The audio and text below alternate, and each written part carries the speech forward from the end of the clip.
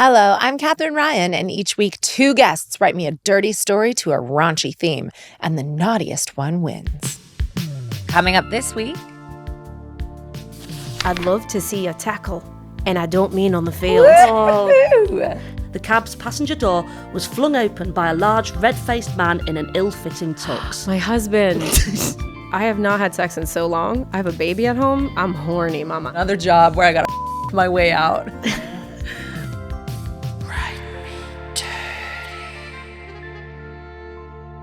As I got my weekly manicure, I was stunned to see that my nail technician, Susie, was beginning to layer on ballet slipper pink, like it was the last bottle on earth. Shocked not to be consulted, Susie reminded me that I had requested the color previously, as I was attending my best friend's wedding this weekend. Not another wedding, I thought. Not another boring wedding. But as Susie started to oil my cuticles, thoughts of an untamed union began to fill my mind. What if watching the newlyweds passionately kiss makes you desperate to exchange your ring? What if you choke on a stray bit of tossed confetti and the father of the bride performs a thrusting Heimlich? What if seeing a burly groomsman screaming out the words to Sweet Caroline makes you desperate to offer him a slice of your very own wedding cake? Yum. I need to hear this story told in full. I could hardly wait to attend the wedding on Saturday, where I would find 2 gregarious guests who could tell me how this story would go and to write me dirty. Hello, I'm Katherine Ryan, and I've got 2 guests to write me a dirty story, all in the hopes of winning a pen. And this week, my 2 spunky sidekicks are Maisie Adam and Janine Harouni. Welcome, ladies. Thank you. Thanks for having us. Very excited. I'm excited. I know Maisie very well because she taught me about football, which you will know as soccer. And Yes. we've just been friends for a long time, Yeah, I feel. yeah. But I felt like that was, like, I knew what I was doing there. Do you know what I mean? Okay. It wasn't uncharted territory. I was in your world. Now yeah, you're now I'm mine. in yours. But Janine, when you got here, people told me how talented you were and said that we should meet, but then both of us are sexually incontinent and we had kids and then that never happened. So It's nice to meet you. Yeah, really in nice this to meet you. very weird context. I mean, I've been writing sex stories about you for years, so it's No you know, prep. I feel You've pretty just brought the normal. I just hope greatest you hits guys, today. yeah. ready to go. How do you 2 know each other? This was where I was going. Yeah. I know Maisie. I'm just meeting Janine. Did you 2 meet on the circuit? Yeah, I remember you, Janine, from we were always in those, you know those competitions you do in the early days? Yes. We were always passing in those ones, weren't we? Heats. Yeah. Heats. And today we're bringing the I remember heat. it really distinctly. I knew you a little bit, but then I met you when we recorded some live stand-up for TV Oh, yeah. show. And you had gone to the hairdresser that day Oh, my God. to get your hair Yeah, trimmed. stand-up sketch show, But he wasn't it? forgot to put the He guard didn't put because the Maisie had guard like on. a buzz Do cut. you remember I used to have that Chelsea cut? right? Yes. So it's meant to be like long at the front. Well, it's meant to be how I went on to have it, right? Which is at least some hair at the back. And this was the first TV job to come back after lockdown. And like, I've been doing this haircut myself, but I was like, for telly, I'll get it done professionally. And I live in Brighton, home of the quirky haircuts. Right. So did a little bit of research. They were like, you want to go to this place? And he knew exactly what I'd asked for. He was like, yep, no problem. And he's chatting away. And I said, oh yeah, it's my first TV job. I'm a bit nervous. And he's going away buzzing. And I start seeing these bits of hair land on my shoulder. And I'm like, they're bloody big bits.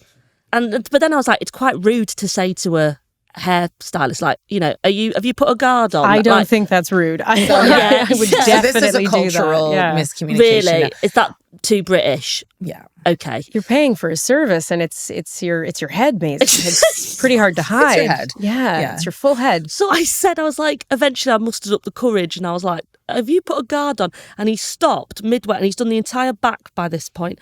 And he was like, shit, I forgot. I'm so sorry. So I'm so sorry. if people don't know, because I didn't know what this was until I started cutting my own dog's So when you hair. shave with a Buzzy a razor, buzzer, you put a guard on, like a grade 1, and 2, 3, it 4, prevents 5. it from the blade being flat against the skin Yes. of your skull. Yes. But this so guy he didn't was do that. skinning it like how you shave your face. Can So I he just was- say, when I walked in to the dressing room of that thing that we were filming, I only saw the back of your head, and I thought, oh, someone's here who has cancer. Like, Whoa. it was so bald. The makeup artist, she was like, we've got this spray and it's for men who have a bald patch. No. And, yeah. So then they like covered the front bit of my head and then just sprayed me like a graffiti wall. And I had all this brown on my head. So it did look like I had shorter hair. Okay. And it wasn't They did a really good the job. pasty white bald head.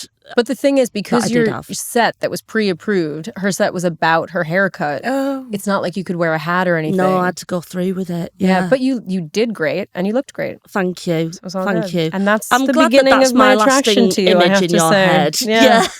Okay. Yeah. Did Great. you run into any challenges with this specific task then?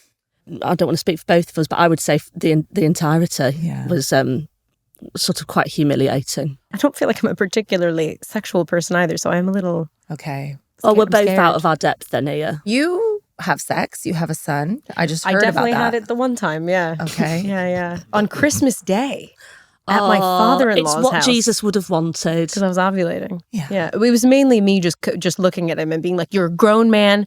We need a child. Do it." Yeah, it was. In the I was morning, genuinely saying and then that. you had Christmas dinner in the after. morning. Yeah, then we had Christmas. Yeah, it was great. I couldn't look up from my plate.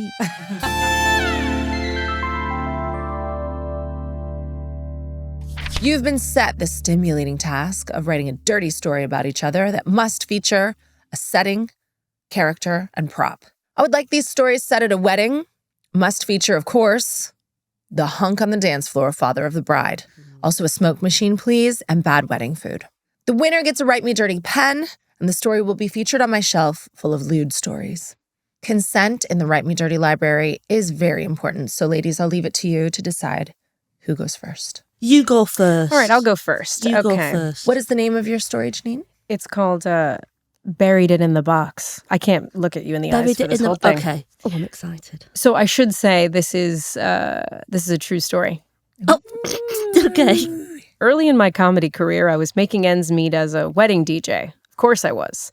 I had the trademark talents of every wedding DJ. Natural charisma, impeccable taste in family-friendly disco, and a unique ability to press play on a Spotify playlist. So when I got booked to do a wedding in the wilds of Yorkshire, I didn't think anything of it. It seemed like a standard English wedding, a tent in a field. Although I had heard that the father of the bride was an ex-Leeds United player. We'll call him Frank, to protect his identity, and also because I don't know his real name or the name of any football players, as I firmly believe pro sports are only enjoyed by children and incels. Oh, no. Oh, wow. No. But what about Janine. women's football? Do you have any views on that? Yeah. I've never Really? seen it. Oh, you've put the cause back 20 years there, Janine. Yeah.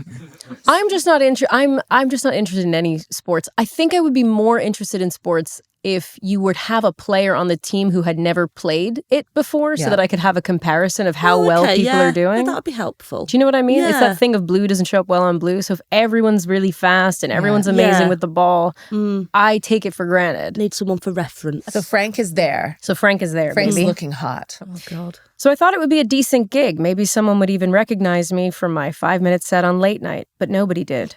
They weren't looking at me because the maid of honor was none other than Maisie frickin' Adam. Maid of honour. She didn't just enter the venue. She materialized through a cloud of smoke machine mist, leggy and statuesque. Not only because she's tall, but because she was very stiff on the dance floor, like she Oh. was made of marble, and also she is extremely white. That is me, to be fair, on a dance That's floor. Maisie. But that didn't stop her. It was immediately clear Maisie was not there to mess around. She had one mission, one focus, one target locked in her sights. It was Frank. Frank, the Leeds ex- United footballer. The ex-football player, father of the bride, who was newly single and freshly spray-tanned. A Leeds United supporter her whole life, Maisie fancied Frank for as long as she could remember, and tonight was her chance to score. This is. I do like this, Janine. However, a Leeds United player would never have a spray tan. He But might in his retirement. He's recently single, Maisie. We don't know what midlife Oh, issues okay. Yeah, he's no, having. that's Maybe true. Yeah. He's got turkey teeth. He's decided spray Oh. tan. okay. During his speech, Frank made an offhand comment about how much he loved his daughter because he was missing Leeds in the FA Cup 5th round for her wedding. I love the research you'd have to do to get. So much boring research. And my husband was so excited that I was asking him questions about football. I don't think he's ever been more turned on in his life. The guests all laughed, but Maisie saw her in. After the speech is finished, she made her move to the bar across the dance floor. Now, for Maisie, crossing the entire length of the dance floor took like 4 steps. She has a stride like a dressage horse, a wide and powerful gait. Frank was standing at the bar.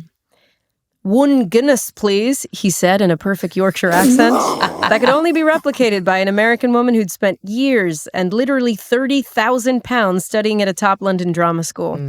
Maisie quickly interjected, "Make that 2. Oh, come in on, yet Janine. another perfect Yorkshire accent, courtesy of the London Academy of Music and Dramatic Art. Wow. She leaned seductively over the bar. Quite far, actually. By my estimate, I'd say she's like 6'9". "I saw you playing Oh, no, this is him, sorry. I saw you playing keepy uppies with a profiterole earlier," Frank said, with a twinkle in his eye. That is so Maisie at a wedding. "Impressive." "Thanks," Maisie replied. God. Oh, God. So you were weirdly American Southern there. Thanks. Yeah. Thanks, Frank. But that's not the only thing I'm good at making go up. No, come on. I'm not segueing from a profiterole to Frank's penis. Oh, you are, baby. Frank swallowed hard. Surely she couldn't mean what he thought she meant. "I actually played in Soccer Aid," Maisie added casually. "Oh, I know," Frank said. Oh, I know. You mentioned it earlier and twice during your speech, actually. Maisie lowered her voice to a whisper.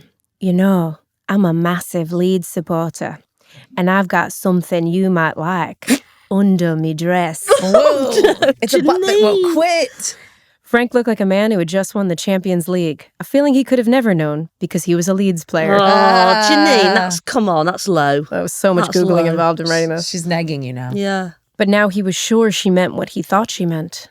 Maisie slowly lifted her gown. Do other people do sexy voices when they do this? I'm doing Yes. that there at the bar. Doing it there and then at the bar. We've not even gone outside. But I have not had sex in so long. I have a baby at home. I'm horny, mama. I know, but I'm hoisting my dress up This at the is bar. a Yorkshire tent. Well, Is that not what you guys...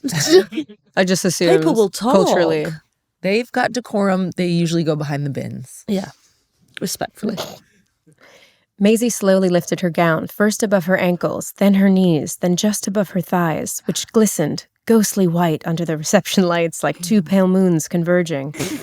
Frank squinted. How have you seen my thighs before, Janine? This is too accurate. Frank was momentarily blinded, but there it was, strapped to her thigh with a garter. What? Her phone, streaming the Leeds game. Oh, live. no. Oh!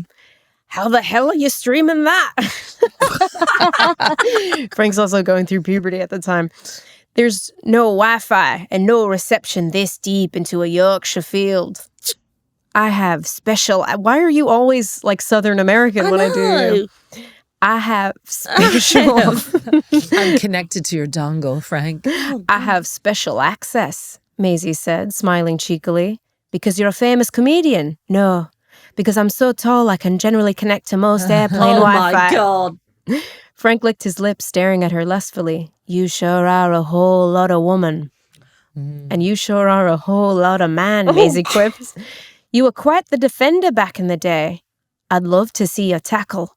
And I don't mean on the field. Oh, From my perch at the DJ booth, I choked on a vol-au-vent, and not just because it tasted like sawdust, but because I knew it was going down. For the next 90 minutes and 4 minutes of injury time, Frank and Maisie cozied up, drinking pints, and being, I don't know, lads, until it was clear that Leeds had put the game out of reach. Maisie pulled Frank's pint away from his mouth and placed it on the bar and said, I think you're going to have to give me a yellow card. Why? He asked, confused. Because I'm about to touch your ball with my hand. Frank grinned, drawing her closer, as he that said... sentence is a red card. That sentence is a red. Frank grinned, drawing her closer, and he said, maybe we should make that a red. Oh, no! Oh, really?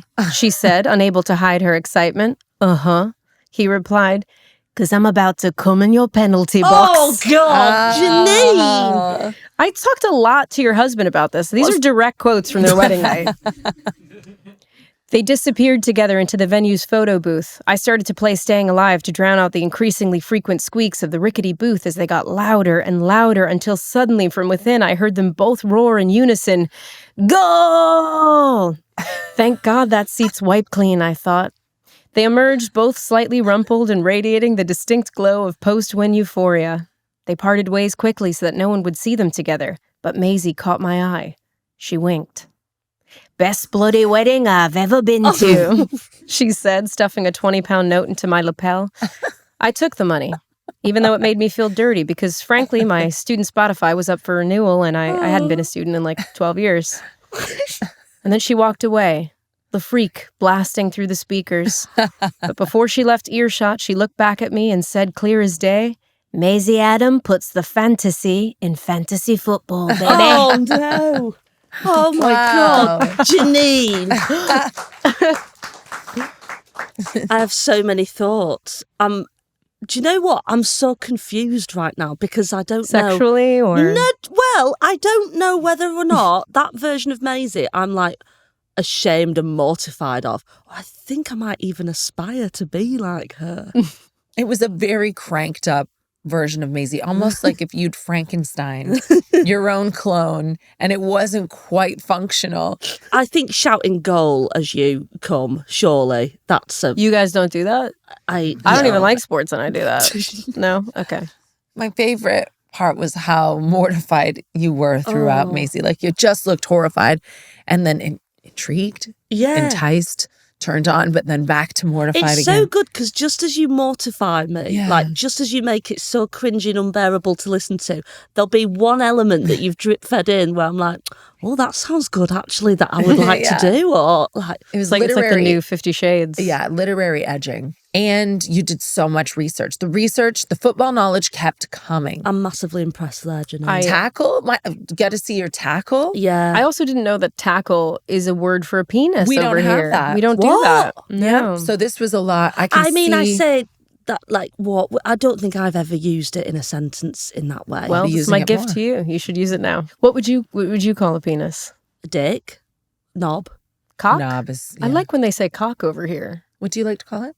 What would I call? I would just say a penis. Can I ask you a question? You may. Kind of unrelated. Penis? I would say penis. My sister-in-law is raising her girls to call the words, the like genital words, what their actual names are. So I tried to do that with my niece. I was like, oh, she went potty. And I said, did you wipe your vagina? And she went, no, it's called a vulva. She's right. What? Yeah. So should I be doing that with my son? Should I be do you use the proper words? No, I call my son's his Willie. And he knows about balls. I don't know how. Just probably Yeah, 'cause my obviously husband. because they're quite separate. Yeah. You know, William. But This really is not painting the picture that you're not a virgin. Yeah, the 'Cause balls they're are quite separate from they're famously the, quite from the different, willy. aren't they? Yeah, yeah. I know that because of the times I've seen them. Yeah. Maisie, Right. are you ready to share I think your dirty so. story? Yeah. What's the title of your story? To have and to whole. I was going to go for to love and to honour. If you can't come in, come on her. But That's there's nice a word too. count. Come on, Maisie. This is going to be very erotic. The big day was here, and by big day, Janine meant the 9th big day she'd attended that year, with the same guests who all went to the same high school in the same small town. This particular big day was the wedding of Amanda and Matthew, the third most popular names of 1988, Janine's birth year. She had already attended Ashley and Christopher's, the 2nd and 7th most popular names. God, you know so much about and me. had It's her crazy. third wedding of a Jessica and Michael, the most popular names of that year, in just over a fortnight. Amanda and Matthew were childhood sweethearts, which made Janine want to vomit roughly the amount of time she'd heard that phrase at the previous 8 weddings.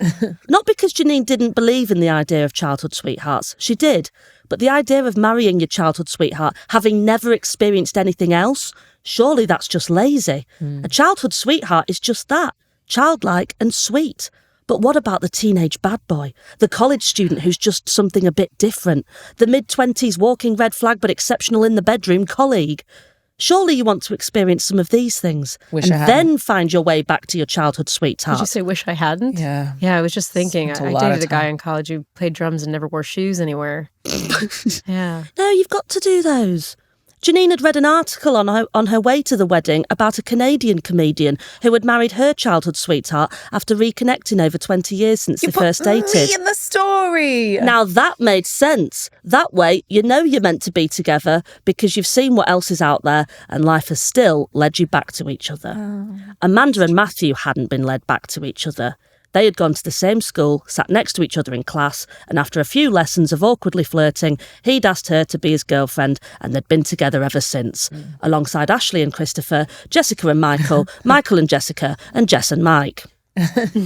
As her Uber pulled up to the venue, the same rustic barn/wedding venue she'd been to just a month before for Josh and Sarah's wedding, Janine felt the familiar dread sink in. The dreaded anticipation of the same questions being directed at her, the only single person on the table. Janine, are you not seeing anyone? Janine, you must be going on lots of dates in that big city you've moved to. Janine, my brother Michael was in your class and he's single. Shall I introduce you? No, Jennifer, I don't need introducing to him. I had the most disappointing sex of my life with him after prom 12 years ago. Just as flashbacks of awkward, fumbling, apologetic sex with that particular Michael from prom night 2004 crept into Janine's mind, the cab's passenger door was flung open by a large, red-faced man in an ill-fitting tux. My husband. Oh, my husband is a red-faced Irish man. Oh no, this one's... No, trust me. Oh, okay. Janine Harouni, as I live and breathe. Amanda's father. Classic American phrase, by the way. Is that not American? Do it in the accent, come on. Sorry. Janine Harouni. No, he's old. He's very geeky. No, he's old. He's old, Janine red-faced. Harouni. Sorry. Janine Harouni, as I live and breathe.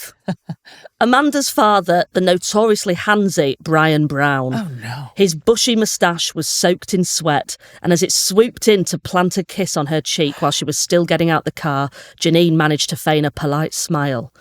Do I have to do your accent? You don't, no. Thank you. Lovely to see you, Mr. Brown, said Janine, and thinking on her feet, as she did so well. She added, Amanda just called me. She's asked me to find the florist as soon as I arrive. There's a problem with the bouquet. Hers has peonies, but the bridesmaids have dahlias. Uh-oh. Janine couldn't help but be impressed at her own excuse. Specific enough to sound authentic and generic enough to maybe even be true. Every wedding so far this year had had the same flowers, obviously. Oh, that sounds like a pink job. I'll leave you to it and see you at the reception. I don't want to blow my own trumpet, but my speech is going to blow the roof off. Gosh. Can I ask, what's a pink job? Oh, it's what really awful sexist boomers say. Where they go, oh, that's a pink job, i.e. mean for a lady? The washing up, yeah. And then if like the light needs fixing, they go, oh, that's a blue job, ask your dad. Yeah. Yeah. Gosh, that's quite a lot of blowing, isn't it? Though that's never a bad thing. Oh. As Brian Brown guffawed at his own joke, Janine made a beeline for the foyer. As she entered the cool breeze of the overworked aircon, a stressed-looking woman in a corporate-looking suit inserted herself between Janine and a lukewarm Prosecco. You must be the florist, she quizzed frantically. Janine clocked her straight away. This woman had organised every wedding Janine had been to in the last year, because this woman was Maisie Adam, the only wedding coordinator in a 30-mile radius of her hometown. And before Janine could correct her, Maisie came in with another question.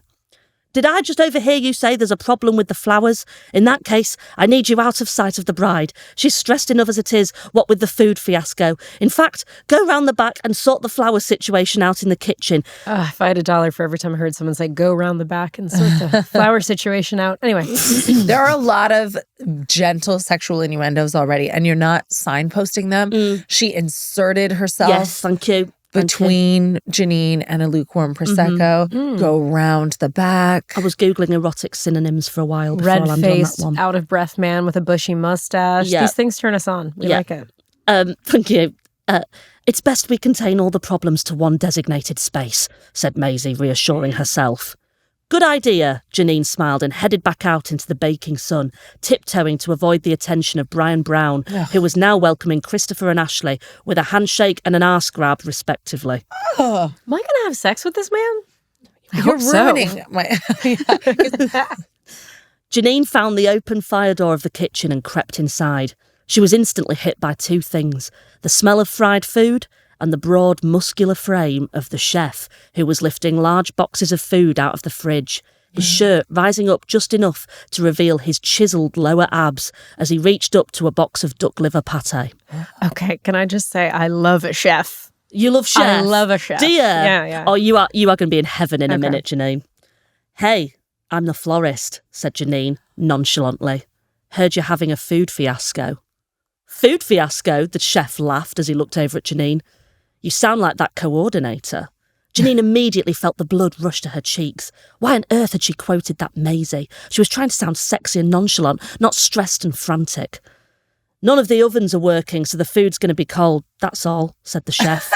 That sounds like a terrible chef. Well, the food had to be bad. That was one of the rules. Yeah, But But I didn't want it to be the his worst fault. part about the oven not working isn't that the food would be cold; it'd be that the food was raw. So I'm Unless it was pre-made and he was just heating it up. pre-made It was wedding from food. Iceland. Yeah, that's what's in the boxes. Duck liver pate. Yeah. It's pre-made. Okay. Okay. Okay. I hadn't done the logistics of... Yeah, it's raw, but not in a worrying way. Okay. All right. Sorry. It's tricky, Maisie, because you are following the brief with the Yeah. bad wedding food. Yeah. But I don't know if we professionally respect this. Well, I didn't chef. realise this was MasterChef. I thought this was a story thing. Well, you want to fuck a guy who can do his basic job. It's not his fault the ovens aren't working. No, he doesn't seem bothered by it at all. Well, because he's nonchalant and that's sexy. Yeah, okay. None of the ovens are working, so the food's going to be cold. That's all, said the chef as he unbuttoned his chef whites. Classic It's a hot chef. day. I'm sure they'll manage. Janine smiled back, conscious of sounding more laid back this time. Look, sorry, not to dig into this, but not only will the food be raw, it's a hot day, so It it's is a going to hot day. spoil. I love that he's just a little tart. He's like, I don't care. The food's not going to work. But he just starts taking his clothes off. He's like, another job where I got to fuck my way out. Oh, well. He's not removed his chef. He's unbuttoned his chef whites because he is hot. Sure. Okay. Janine smiled back, conscious of sounding more laid back this time. It is hot, isn't it? I just came in for some cool air and to avoid the other guests. The chef put down the box of beef feather blade he was currently moving.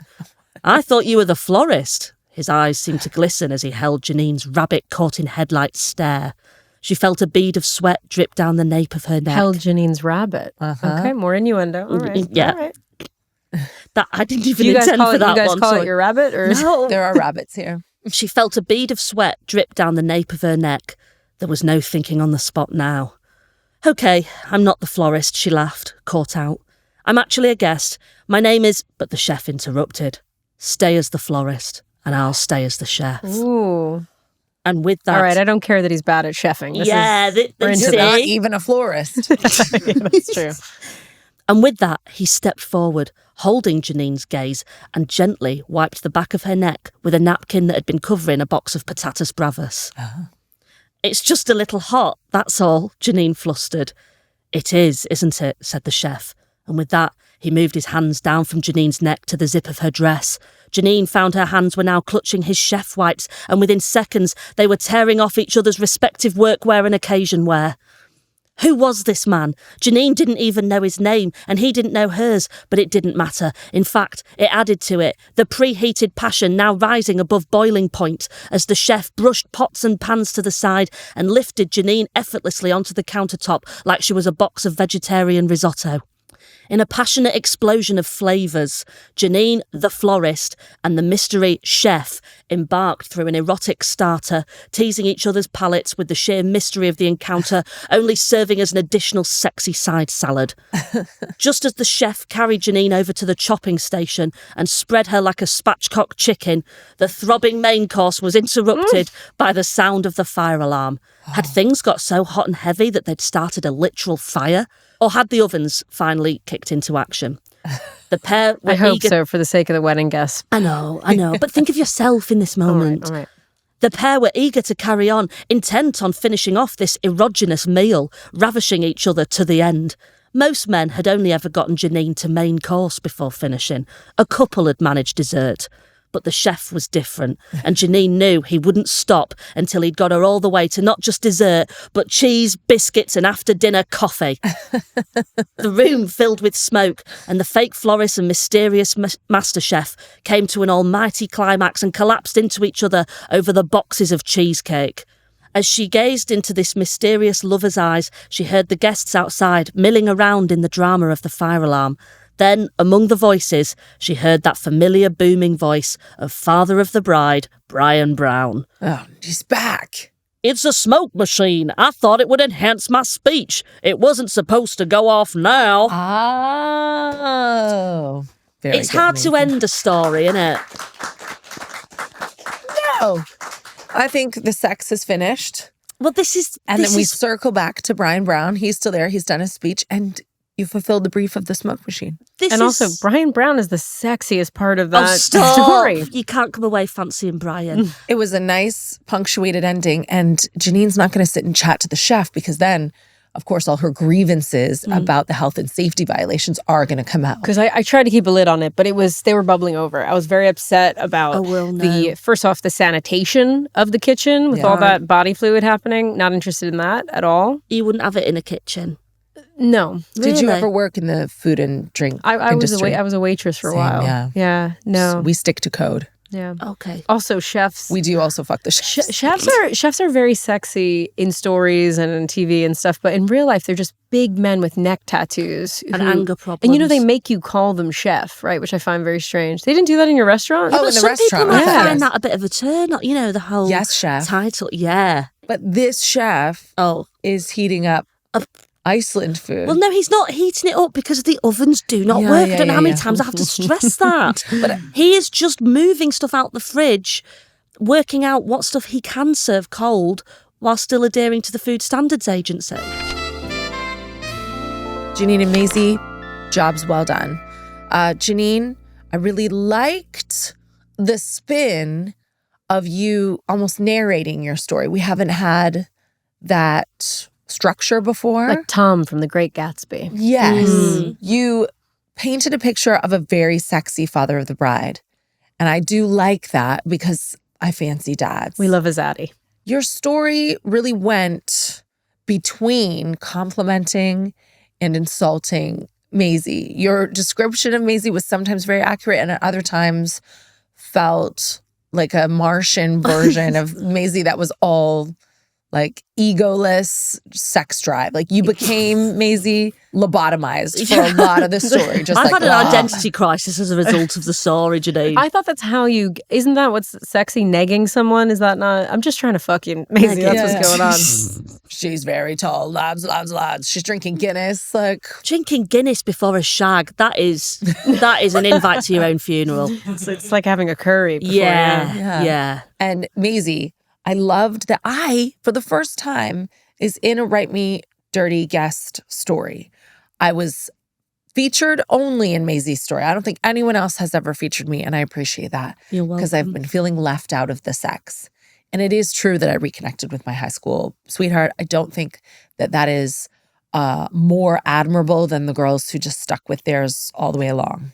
People, no, people like it's adorable. Because you shopped around though. I think it's more admirable. To my detriment. You met a lot of Brian Browns. Yeah. Is that his name, Brian Brown? I also loved that I think a lot of our listeners will relate to having been to 9 hometown weddings. Your chef was breaking a lot of rules that I think distracted Janine. But I loved it. It was very well written. It was very sexy. There were a lot of sexy bits. You had lots of sexual innuendo throughout the story, just baked in. Patatas bravas. It was very international, your story. Okay. I'm going to base the winner on one thing and one thing alone, and that is the element of surprise when Maisie lifted her dress to reveal the Leeds game was streaming from some type of vaginal Wi-Fi. I think that is hot. That is hot. Frank would have creamed himself at that moment. I can't take credit for that. That's a real thing that Maisie did one time to me. And I just put it in. I chucked it in. And Frank chucked it right in afterwards. And who wouldn't? So that was really hot. And I think Maisie will agree with me. Yeah. The winner of the Write Me Dirty pen is Janine Harouni's Buried It in the Box. Woo! Thank you, guys. Thank you very much, Katherine. That's a fancy pen and all. It's a beautiful pen. Yeah. Do you have a winner's speech, please? I do, actually. No, I just want to say I think this is a result of having a newborn in the house because I've got a lot of pent-up sexual frustration. I do feel lucky. I married my best friend, and I think that's the reason we're not having sex anymore. We don't want to ruin the friendship. So it's been good to get it out here in a safe space. And it was actually very easy to write about you, Maisie, because you a sexy lady. Oh, my word. Yeah. Honestly, you've made me the Maisie I want to be. I'm going to go and buy a garter. Thank you so much to my guests, Maisie Adam and Janine Harouni. Janine's story made my wedding wet dreams come to life. So the moment that Maisie and Janine went home, Janine's book went to print and I popped it on my magnificent shelf. And for you at home, if you want to write your own dirty story, I'll leave you with this inflated tip.